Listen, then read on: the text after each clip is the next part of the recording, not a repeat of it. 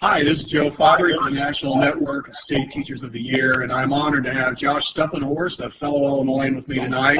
Josh teaches at Lincoln Junior High School in Naperville, Illinois, and he was the 2011-2012 Illinois Teacher of the Year and is recognized nationally as an expert in the field of social media. And Josh, I appreciate you being on tonight and all of our listeners. So I have one question I want to ask you, and then I want to let you get started just about social media was once the bane of the American education system, and we're seeing a dramatic shift in that thinking process now. Why do you think the shift? Why are administrators and teachers coming over to the dark side and opening their minds to social media? I want you to just step off from there and just take us on a ride.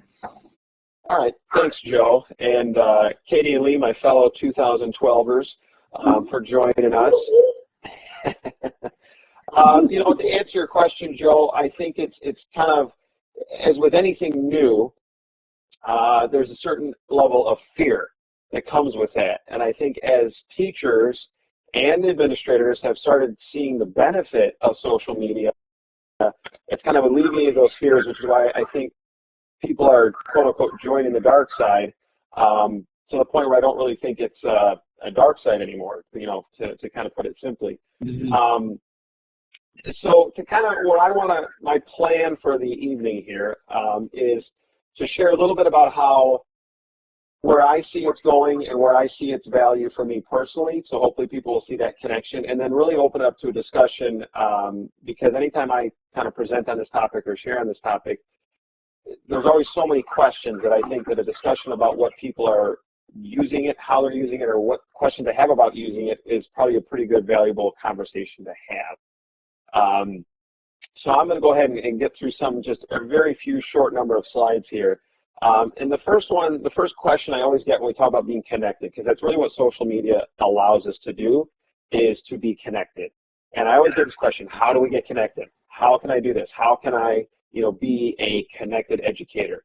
And this is the same question we have with anything new in our schools. How can we be Common Core ready? How can we get more iPads? How can we, fill in the blank? And I always tell teachers that that's really the wrong question to start with. And so we all want to start with this question of why. Because if we don't have a good grasp of why we're doing this, then there's a pretty good chance maybe we shouldn't be doing it, or we're not doing it for the right reason, or we're probably not going to do it right. And I won't go down the road of some of the initiatives that many schools have jumped on board with without asking the very important question, why? And so some reasons why. First and foremost, and this is where I really sell most classroom teachers on social media use, is if you're like me, and maybe I'm the only one in this that happens to, Sunday night comes around, you're thinking about your lesson plans for the week, and you go to the Google, and you start saying, all right, put in the Google Roman Republic lesson, because I've got a plan on Monday, and I want to see what's out there, something new. Maybe I'm the only one that's done this, but this happens quite often, I know, for teachers. And so we're looking in this place for resources in Google or Bing or whatever your pick your poison there. And social media allows you to connect with teachers that are doing the same thing that you're doing, and you can use them. You can tap into that resource. And so a lot of times, and I'll use my department head, my social studies department head, Ed, who's a fantastic teacher, and I got him connected on Twitter, and he spent several months just kind of lurking there and mining resources and gathering information from other teachers and other administrators without ever sending a single tweet. And I think there's this fear of Twitter specifically because of some of the negative, media attention that it sometimes gets, but from just a pure resource sharing standpoint, it's phenomenal. Because when I go to Google and I type in that Roman Republic lesson, I'm getting whatever Google decides they think is the best for me based on all sorts of algorithms that I don't even understand. When I go onto Twitter or my various social media spaces, I can say, I'm looking for a Roman Republic lesson. And I will get real-life teachers who are teaching the same content, sharing what they're doing.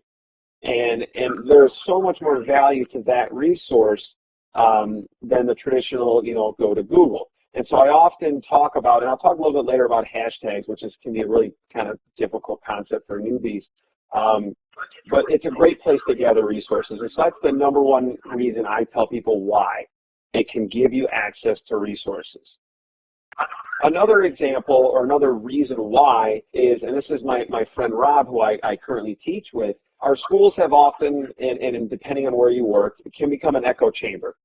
And it's the same conversations with the same people in the same locations. I even kind of joke about, if you go to most schools' faculty meetings, you can almost predict where people sit and predict when a new initiative is rolled out from your district, who's going to react in what way. And everybody kind of has their roles, and it becomes just this echo chamber effect within your buildings. And some buildings are very dynamic, and that's fantastic. And I'm a part of a very dynamic building right now, but that hasn't always been the case. And so where are you going to look for new ideas? And to kind of break out of that echo chamber, I often use this story, and it's a true story. I had a student come to me a year ago, I think, or maybe it was 2 years ago, in one of my study halls, and he was complaining about another teacher. And this is a conversation I think all of us teachers have had, where a teacher, a student comes in and gripes about a teacher, and we do our best to say, we're not having that conversation here. But this particular student I knew very well personally, and his parents, and so we were talking, and he was venting his frustration, and I just asked him the simple question of, why did he think that teacher was not doing well as a teacher, or whatever the case might be that he was complaining about? And, of course, the 12-year-old mind had all sorts of reasons. And I just simply asked the question, do you think that teacher has ever been exposed to any new ideas? Meaning, have we exposed that teacher to a different way of doing things? Or are they just teaching the way they've always been taught and the way they just think that's the way teaching is? And I think a lot of us, and I'll throw myself in this boat, when I came out of college, I taught in the very same way that I was taught through my K-12 experience. And I think a lot of teachers would probably agree with that. And it's not that that's wrong or right, it's just the way we were taught is what we think we would be doing when we became a teacher, because we haven't been exposed to a different way of doing it. And social media allows us to have that exposure. And I'll be the first to tell you, I am 100% confident that there is another 6th grade social studies and language arts teacher out there doing my job better than me, and probably a lot more than one of them. And so my job is to expose myself to those ideas and those people that can only help me be better at what I do. And if our goal is to be the best we can possibly be for students, then we owe ourselves that opportunity to connect with people and break out of that echo chamber and be exposed to those ideas. So that's really the second big reason I connect with social media, is that exposure to other ideas. And I use this little graphic of the I don't know. And teachers, we can't be ignorant to the ideas that are out there. And again, this exposure thing helps us break through that. And then I always talk about, and people ask, well, how does this impact kids? And this is probably my favorite story, and people get tired of me, telling it, but I love it. This guy here, and if we were in a room and I could actually interact with you, I'd say, raise your hand if you know who this guy is. Reed Timmer is his name. And he is a meteorologist, and he had this show on Discovery Channel called Storm Chasers. And I had been very fortunate enough to attend a conference where he spoke as a keynote. And I was kind of just in awe of his passion for science and weather. And if you've ever been in a room with somebody who's just so fired up about what they do and what they love, it's really inspiring. And so I connected with this guy, and I had sent him a tweet and said, Reed, I had a great time listening to you talk. You're such an inspiration. I really want to tell your story to some of my kids, my students. And he tweeted me back, which, makes you think that you're best friends, because if somebody tweets you, you're, best friends. That's kind of the Twitter way. And so I had a student the following fall who was very, very obsessed with weather, tornadoes, anything storm related. I mean, this kid, this was his life. He loved it. He breathed it. And I told him that I had an opportunity to, quote unquote, meet Reed, which just meant we had tweeted back and forth, which in the real world means nothing. But to me, it was kind of cool, and this kid thought it was pretty cool too. So I sent Reed a tweet, and I just said, hey, I have a student who is a huge fan of meteorology. I wonder if I could get Reed to Skype with him for a short interview. And that was a tweet I had sent. And what happened next was pretty amazing, because not only did he reply to me that it would be really cool to talk with my student, which I thought was awesome. I would have been happy just with a reply tweet. It got picked up by one of my tech directors. He saw the tweet, and he happened to know somebody inside Discovery, and it went up the chain. And within a week or two, I was meeting with some of the media and VP folks within Discovery to arrange Reed not only to Skype with my student, but he actually came and visited our school and did a presentation for our entire 6th grade, which was pretty powerful. And that's just one example. I've had my students on Skype calls. My kids were Skyping this afternoon with a teacher in Canada to talk about some research they're doing with Rome. So there is so many possibilities to connect your kids to experts. When my students do research papers, we go beyond just what you can find in the LRC in your building, and I require them to interview an expert in anything they're doing. And it's because of my connections and my use of social media that I can find those people. And there are thousands and thousands of teachers doing this and having authors Skype in with their kids, just providing these really rich learning opportunities that we really can't get in a textbook. And so that's really a huge thing that I see is social media, having a positive impact in our schools. And then one of the other kind of hidden agendas that I have personally is this whole notion of telling our story. And I used this screenshot that was not taken too terribly long ago. If you were to Google teacher, a lot of times you get, of course, the Wikipedia definition, but you also see the news for teachers. And let's be honest, guys, the news that makes the news, it's newsworthy when it comes to teachers, is not always positive. And so social media allows us to tell our story, to combat this negativity that the traditional media want to put out there, because that's what's selling newspapers and that's what's catchy on the 5 o'clock news. And so I encourage teachers to start a blog, use social media to tell the story of themselves as a teacher, to tell the story of their students, their school, because there's so much negativity out there that the only way we can combat it, we can't just complain about it and whine about, oh, that teacher did that stupid thing and ended up in the news. We need to be flooding these channels with positive stories, with positive things that are being done in schools, because there are positive things going on, every second of every day in schools across the world. And so social media allows you to kind of market yourself. And that may sound bad, that's not maybe what we got into teaching for, but to a certain degree, we need to be putting forward that face of, here's some great, amazing stuff that we are doing in our schools. And so then we bring to this how. How do we do this? What are some tools and what are some things that we can do? And so I'm going to run through these fairly quickly, and then I really want to have a conversation about what you guys are using and what you want to learn more about. And the first thing I push out there is blogging. And this, when I do this in workshops in classrooms, and I often tell teachers, all right, we'll do little 4 corners. Go to this corner if you blog. Go to this corner if you've heard of blogging, but you don't want to do it. Or go over here if you're just freaked out. And a lot of teachers are scared to blog. And the answers I often get are, well, I don't want to put myself out there. What if I say something, stupid and somebody gets upset with me? What if I share something and people disagree with me? What if there's all these fears. And in some cases, teachers have been told not to.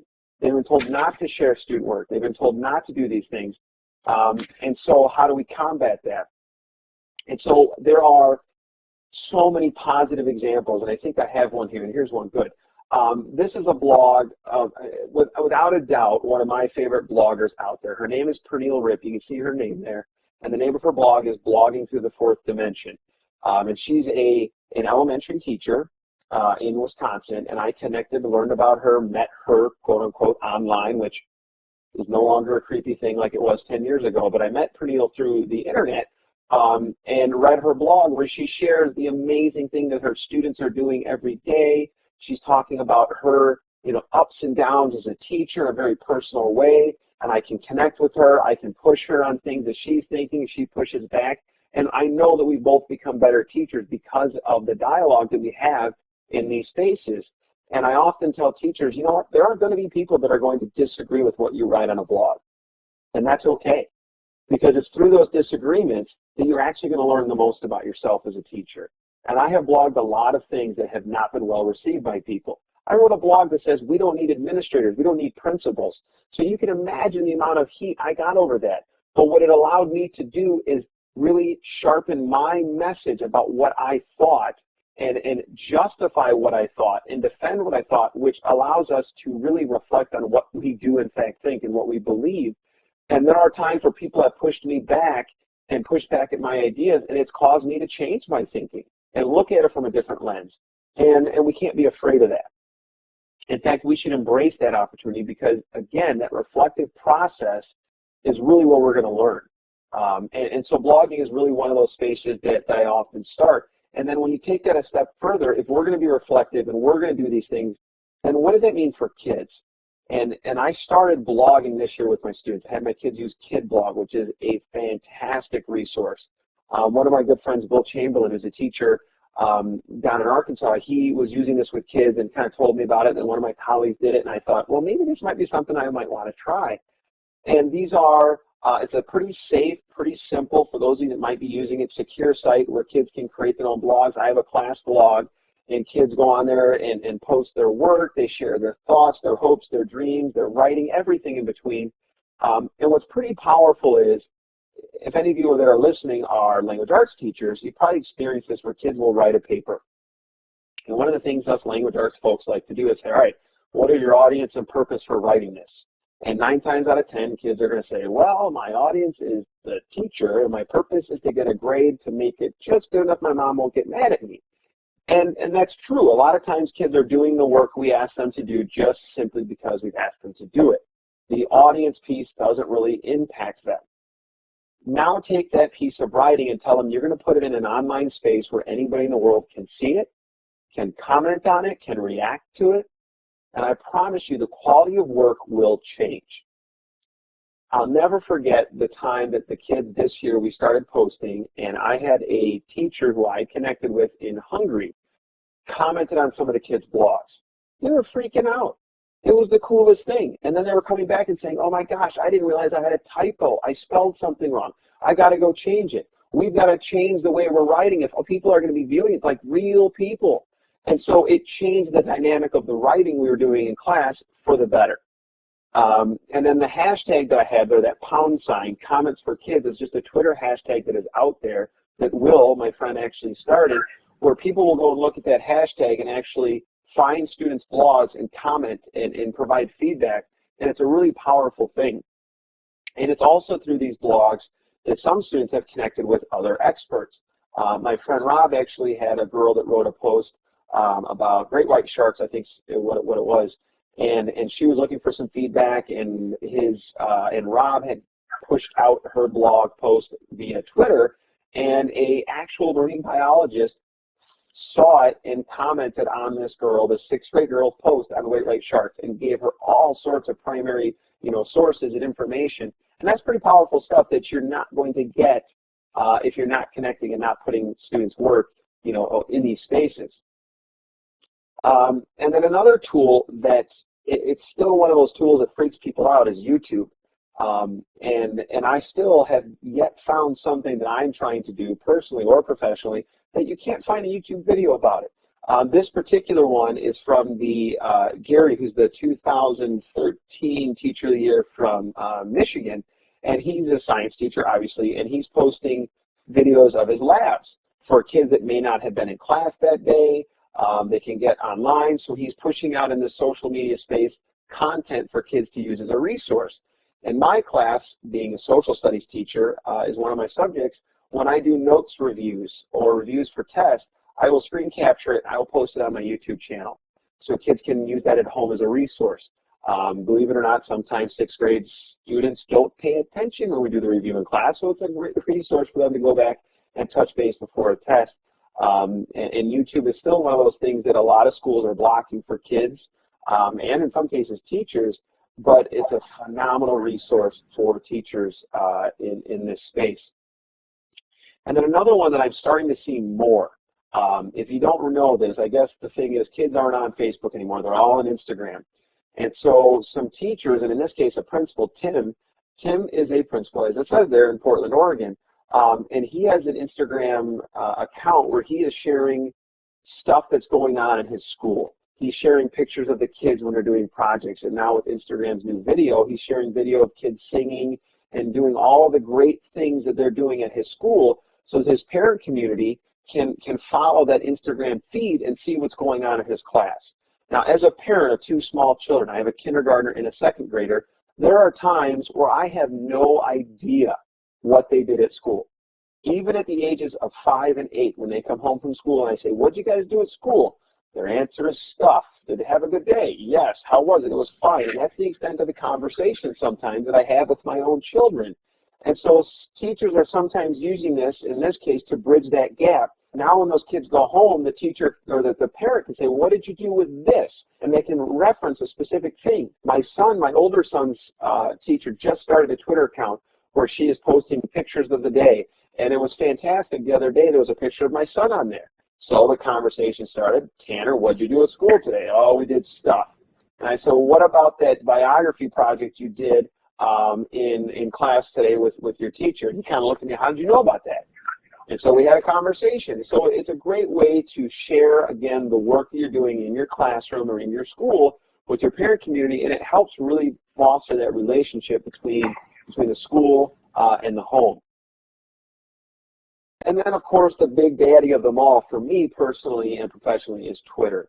And I'm going to hop out of this in a minute, and we're just going to go right to the fire hose that can be Twitter and hopefully talk through some very basic mechanical things with this resource and kind of field some questions. But Twitter for me was, for lack of a better term, kind of the gateway drug to get me into these other tools because it's very accessible, it's very easy. And I say easy because I've been using it for 3 years, but even for novice technology teachers, it's very accessible if you just give it a little bit of time, but we'll talk about that. And I have this here just as one of the first people that I followed and kind of took me under his wing, which is Steve, who's a local Illinois resident here who works for Discovery. And when I tell people to get started, is I say find one person. Find one person you connect with and build from there. Sometimes people go in with this grand scheme of, I'm going to follow these thousands of teachers, I'm going to interact with. It takes time. And so Steve was he was where I started. After I stopped following, the Kardashians and LeBron James, I started following the educators. Steve was the first one I found, and he was the one that connected me with other people. And those of you that are on here tonight, you connect with me, and that's what I do now, is I find ways to connect people because that's where I want to see the community of educators that are sharing in these spaces kind of grow. And another use that I'll just share briefly is a school, Leiden High School, and Joe, you've probably seen these guys on Twitter. Jason Marquis is the principal up there, and he has his students and his staff tweeting like crazy all the great things that their school is doing. And they use this hashtag, and you can see it there, Leiden Pride.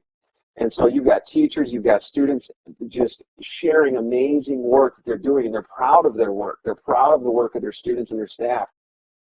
And this has really been probably one of the best examples I've seen nationally of a school really embracing social media as a way to connect and share and really tell their story. And then we'll talk about hashtag. I'm going to skip this because we're going to get into actually Twitter or the actual thing and see this. And then I end with this guy here, Dean. He's from Canada, but we won't hold that against him. And Dean Sharesky, he always says that we kind of have this moral imperative to share. And that's kind of where I leave groups when I talk about social media. A lot of people will tell me, well, Josh, I don't have anything worth sharing. Everything I do, everybody else is already doing. And that's really not true. Because there are things that are going on in your classroom that may seem very obvious to you, but will be new to somebody. And that's often very hard to imagine. And you think, well, who hasn't heard of, fill in the blank that you're doing? I promise you, and I'm constantly amazed by people that I go and work with that have never heard of something as simple as a TED Talk. They haven't even heard of those. And I hope I'm not offending anybody here by saying that. And so we have to share. And Dean uses this analogy of when we talk about doctors, and if somebody were to come up with a cure for a cancer or some horrible disease and not share it, would we as a society tolerate that? And of course the answer is no. But yet as educators, we teach in these silos, and we don't even share what we're doing with the people in our own departments or the teachers next door to us. And that may be to a whole host of reasons, but social media allows us an outlet to share with the community at large. And if we really think that our job as teachers is to help all students, then where did that line end? And if we can share something that our students are doing that is going to help a classroom on the other side of the world, then shouldn't we take a little bit of time to do that? And that's kind of, you know, what Dean says in this moral imperative to share. And so where do I start? So that concludes my slides, and I did like a 2-hour slideshow in about, what was that, 20 minutes or so. So I apologize for the speed of that, but I really want to get into the conversation and the questions that people might have about where do they start, what questions do they have. So I will stop talking and give the mic over to anybody that has questions, or I'll just start showing some actual inline work, if that makes sense for anybody that may still be listening. Hey, Josh, Lori had a couple of questions, and you feel free to hop on, Lori, if you'd like, but one of them was, is your blog associated with your school? And the other one was, how do you encourage parents to follow you on Twitter? Those two pieces. Okay, I'm going to go, not that one, hang on. I'm going to open up Chrome here because for some reason my chat went away, and I'm going to open my blog, and I'm going to share something with you. When I first started blogging, back in the day when only myself and my mom were reading them, I was talking to one of my, most school districts have some sort of a media person. And so I asked them about what kind of a disclaimer. And so on my blog, I have a who I am and kind of a quirky little video. And I just have this very simple at the bottom. This blog is a reflection of my restless mind and not necessarily the reflection of my school district. And that most blogs, most Twitter accounts will reference that in some way. I don't have any affiliation to my school district on my blog. I don't reference where I work. I reference that I'm a teacher in the Chicago suburbs, and that's about the extent of it. And I haven't had any issues with that up to this point. I do know teachers that have been, you know, politely called in to talk about things they blogged in by an administrator. And it's just so much as some school districts are really kind of sensitive about what you're sharing in terms of content. So, for example, if you work on a curriculum committee, they probably don't want you blogging and sharing out the curriculum maps that you're creating. But I think there's a certain level of common sense that would go along with that. Hey, Josh, with that, what about the posting of student work? And I have a couple other questions I see rolling in down on the side, but I know there are issues at points in times where you got to be concerned about do you have release forms? So where do you stand on all that? Okay. Oh, I just got the chat up. There we go. Now I can see your questions. Okay. So what I do at the beginning of the year, Joe, it's a great question, and one I often get, and I forgot to mention it. I have in our district there's an official what we call a media release form, and I've modified it a little bit, but it's still my district form, or I would send it to you, but I'm not allowed to. But it essentially says, and I hand it to students, parents, the first, you know, our parent orientation, and it literally says, anything your child does in this class this year will or can be shared in, and I list any social media sites, including but not exclusive Twitter, YouTube, Facebook, and any of those places, as well as potentially shared in a webinar such as this, an educational conference, and then I end it by saying I will never use your child's full name. Oftentimes when I tell stories about kids' work, I will make up a fake name or something like that, and the 4 years or so that I've been sharing work online for students, I've only had about 3 or 4 parents ever deny that. And there are some exceptions when you talk about, you know, custody issues. That's a reality. I was talking to a teacher in Florida who has a lot of students that are not documented, undocumented students. And so in those situations, what I've seen a lot of teachers do that want to share student work is they will, let's say, for example, it's a student project, they'll take a picture of the student's project but crop out the head, which I know sounds kind of horrible, or they'll use the blurry, or they've even used a clip art smiley face over those students' faces, but their work is still being shared, or they will just share the picture of the project or a link to the video they created that they're not necessarily in, and so there's ways to work around it. Excellent. I see a couple other questions up there if you want to. Yeah, so Katie asked, what is an EdChat and why do I want to have one? Okay, so let's talk about hashtags. That's a great question. So one of the things that people freak out when they talk about Twitter is, I don't have time, I don't want an account, I just want to see what's going on. And so the first place I often tell people is if you go to twitter.com/search, and I'm not going to use, I guess I can use that chat to start. So a hashtag is a way that Twitter, for lack of a better term, organizes content. So there are conferences going on around the world all the time for educators. And if you're in a district that can't afford to send you, or it doesn't work in your schedule, most conferences have a hashtag. So I'm going to use one that's coming up because I hope it'll be somewhat light. So ISTE is a conference, a big tech conference that's coming up. ASCD just got over with. There's all kinds of conferences. And so when participants go to these conferences and they share out resources that are being shared in their session, they'll add the hashtag. So for example, ISTE 14, which is coming up. I'm just going to search that hashtag. And so what you'll see is a stream. It doesn't even matter if you're following these people. You're just following and searching this hashtag. So all these people have shared stuff, and right now it's just some conversation about who's going, who's not going, and all that kind of stuff. But you see the hashtag right here. So in June, when this conference is going on, people will be at this conference and saying, hey, I'm in Adam Bellow's session, and he shared this great resource, and they'll include the link in that hashtag. So you can be sitting in the comfort of your home, in your PJs, following that hashtag, getting all of the resources as if you were sitting in those sessions, which is pretty powerful. EdChat is the one that is probably the most used hashtag out there. It's kind of a catch-all.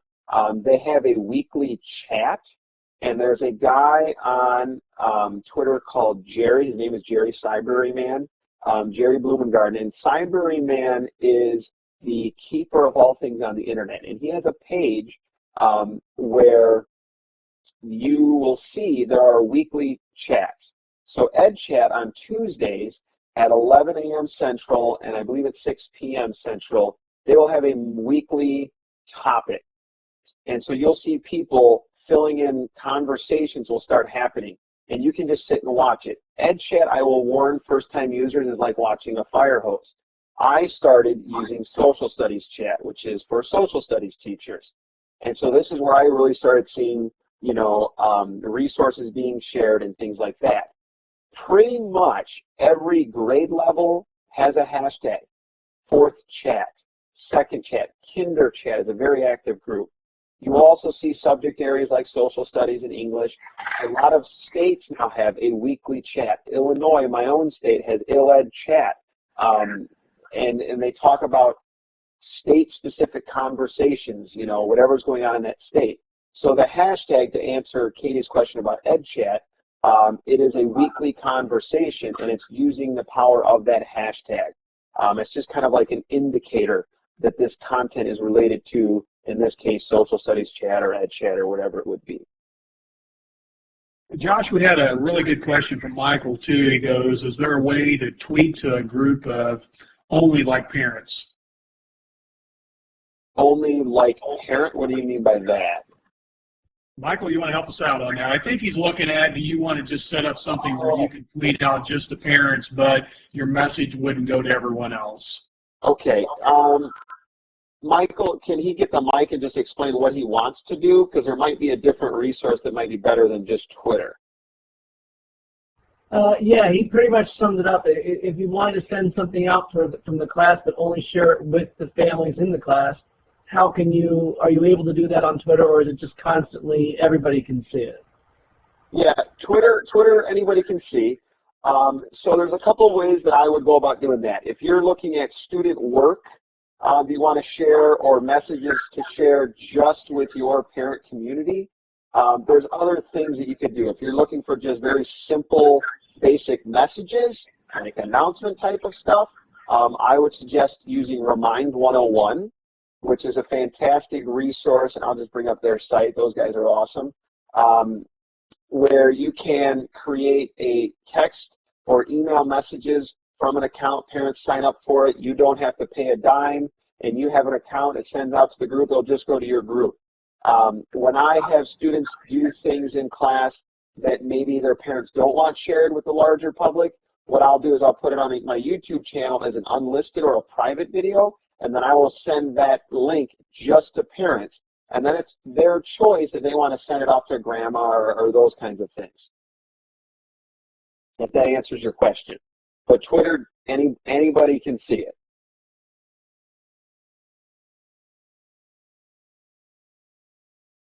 I don't know if that answered your question, Michael. Did that answer it?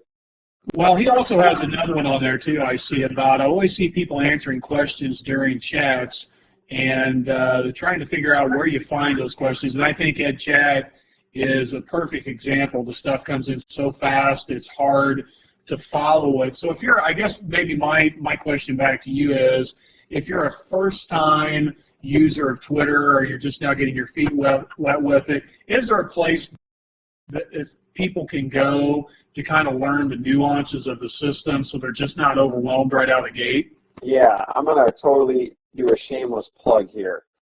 If you go on YouTube, and on my channel, let's see if it'll come up here. I created this 3 years ago. Wow, that seems a long time ago now. And it's a Twitter tutorial because the one-on-one wasn't great. And I like to be able to green screen on top of it because that's the kind of nerd I am. But this is specifically explaining how to use Twitter for teachers, explaining hashtags, explaining some of the chats, how to reply to somebody, how that works, how you can have a direct message with somebody so that only you and that other person see it and not the entire world. So this I often share with people that don't want to sit and listen to me talk in a meeting. They're just going to go here and spend 13 minutes watching this video. That is certainly a resource that I do share as a good place to start. And then the other resource I share on top of it, and I think I actually mentioned it in the video, and I'll hop on and find it real quick, is the Cyberman who I referenced, Jerry. He has a site here, and he has resources on how to utilize the Twitter chat, when the chats are, all of those things are here. And he has the official schedule, which may seem ridiculously overwhelming. And if you look at this screen, and it can be, but understand very few of these are a lot of them are active, some are really active, some are not, but it gives you the time of days that these chats are happening, and understand there are some times that there's just not a lot of people and the chat doesn't happen. The high-flying ones like Kinder Chat and Ed Chat and Social Studies Chat and a lot of these state chats are really gaining steam, and you'll see a lot of people on here. So those are the two resources that I will typically start with is Jerry's page, and you can see it right here, cyberman.com, and the Twitter 102 resource that I put together. Just, I know that's a shameless plug, but that's where I would start with. For someone who's been involved in educational policy for a while, and I know you've messed around with that as well, Josh, Katie had a really good question about how powerful is Twitter in influencing public policy. Do you have any just conversations or stories about that? Yes and no. I've had experiences where, and Joe, you know this, in our own state with some of the pension policies and things that have been going on, that I have attempted to tweet out at, policymakers, and it's kind of hit or miss. Some will try to ignore you. Some will pretend they don't ever see it. Some will try to engage you in conversation. In terms of policy, I don't know that I have seen a great example of its power in terms of reaching policymakers, but I think that it can be very useful in garnering support from educators around an idea.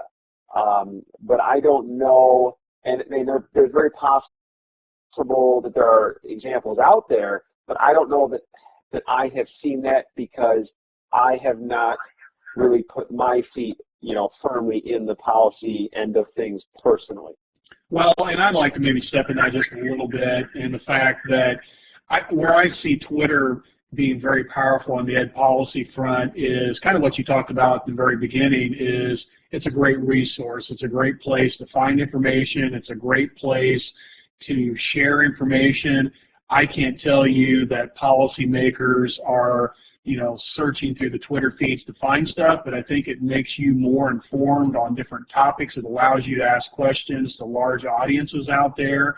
And then, to me, the most powerful piece is just picking up the phone and calling, your policymaker's office and then really talking through them on things. But I would say that's the driver, is it's an informational piece and a connector piece more than it is feeding maybe information to policymakers, although I do know that, we've done some stuff with NSTOY and, the Department of Ed. They've tweeted or retweeted pieces that some of our membership's done. So I do think they have people on there that's listening and talking, but I think the audience is still out maybe on as to how much, if there is any impact on it. Yeah, and I agree with that. The learning from the consuming standpoint of when, again, the pension issues in Illinois, I was following the feeds from both the legislators as well as the unions, and so yeah, you have access to information on a very different level than if you waited for a newsletter or something in the newspaper to show up. Well, Josh, I want to ask you a question because I think this is something that newbies struggle with, and I think I'm probably still in that boat a little bit. But how do you get volume? How do you get numbers of followers? How do you build a presence and audience? It seems like that's where everybody starts, and they have one follower, and it is your mom, and she's really proud of you, but that's not really getting the connectivity that you want. And so how do people grow those platforms so that they can get their message out? I think the learning sides may be easier because you can find people to follow, but if you're blogging and you're tweeting and you don't feel like anybody's listening to your message, it can be frustrating at times. So what would you talk to people about that issue? Oh yeah, and that's a very real thing that new users experience, and I have it. It's kind of not funny, but I was just doing a workshop not too terribly long ago, and I was kind of sharing some of the stuff I shared tonight about the power of being connected, and so many good connections you can make with professionals. And I had a woman email me not a day later saying, I've been tweeting for 2 days and nobody's replied to me and nobody has connected with me, and I'm not getting anything out of this. And I kind of had to have that harsh conversation of, well, when you start, you're fresh. You don't have any followers. So when you send that tweet out, nobody sees it. And so how do you get that ball rolling? For me, I started by engaging in some of those chats. Specifically, the social studies chat is where I started. And then the ed chat I would jump in and out of, and what you'll see is that the more you participate in those conversations, the more value you have to other people.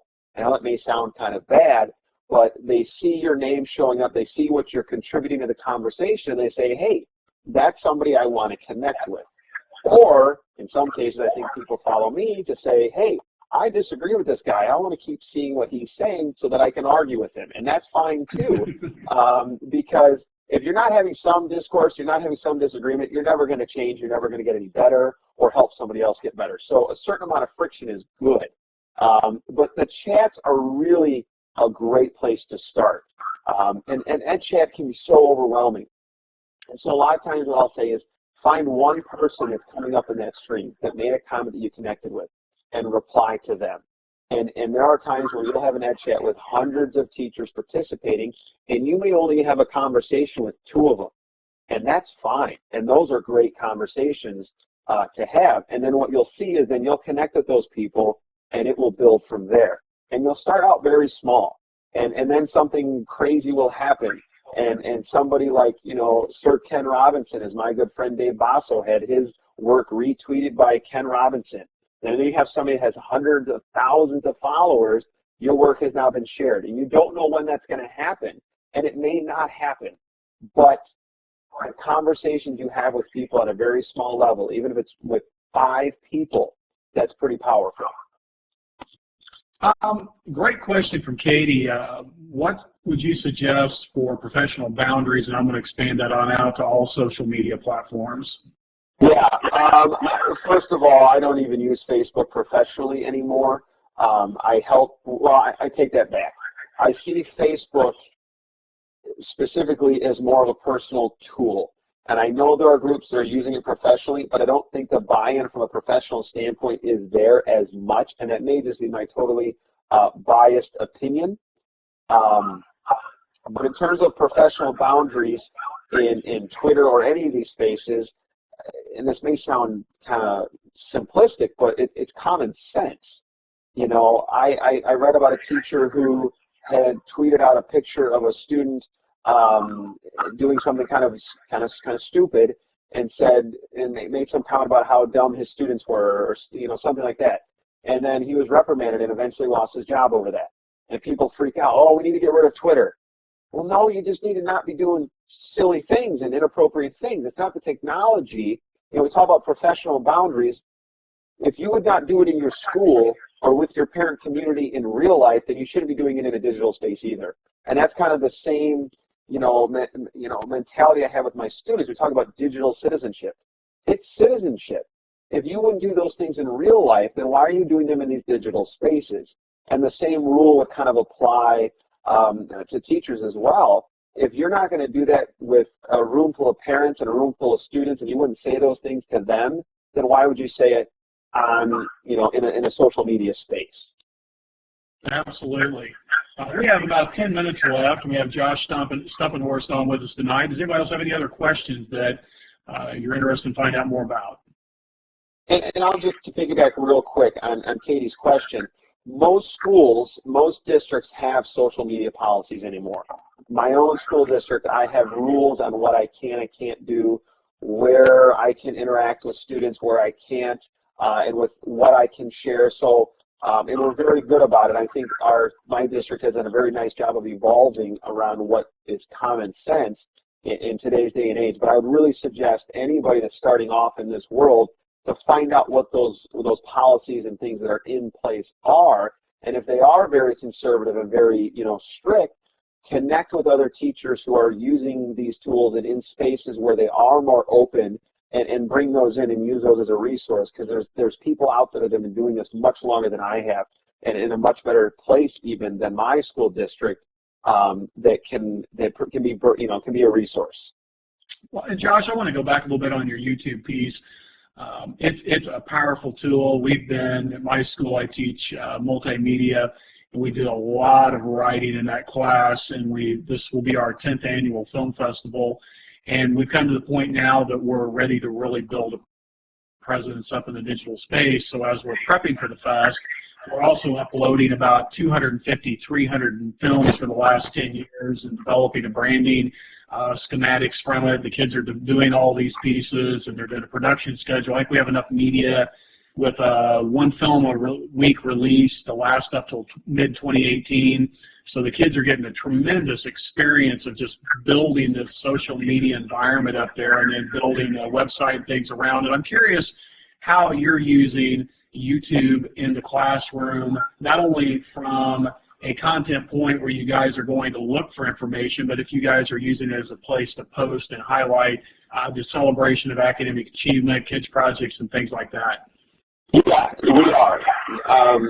Not as much as I want to, but we certainly are. And I have a lot of student projects that I have on my channel. Many of them are public, and you can go to my channel and see them.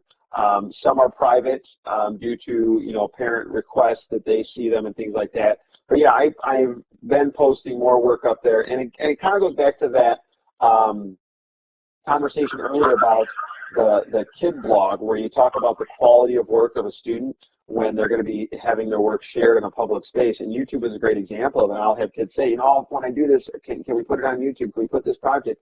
And I say, yeah, if it's good enough. And that may sound harsh, but that's the reality. I want it to be a polished, a good product, and kids know that. And they love that, and they'll come in the next day, how many hits did I have? And you'll say, oh, we got 49 overnight, and they'll say, well, I refreshed it 48 times, of course. But yeah, YouTube is such a powerful space to share work, and I kind of use that analogy. We have to move past the only place we share work for students is on the walls of our classroom or the refrigerator at home. We are well beyond that. If the only work we're doing can be shared in that space, that's one problem. But if the work that we're doing can't be shared in that space, then where are we sharing it? Who is seeing it? Because if a student's doing a project of high value and the only people seeing it are the students and the teacher, then that's a lost opportunity in my opinion. Oh, I agree 100%. And I think for our users, I would really encourage everyone to sit down with your administrator, and if you don't have a protocol in place, draft one. Come to the office and say, this is the direction I'm wanting to go. What do you think about this? And here are the opportunities that my students are going to have by going down this road. I had a film crew come in today, and they're doing a documentary film about arts and education, and so they're talking to us about the value of what the students in my class do with the film festival and now with the social media platforms we're building. And I said, you know, I'm an advocate of high-level assessment and, you know, high-level expectations in my classroom, but if you want to talk to my kids about what really matters to them, is it the state test? No, for most of them, it's when they sit in a theater with 1,500 people in it and their work shows on a 30-foot screen. That's accountability at the highest form for a 16-year-old.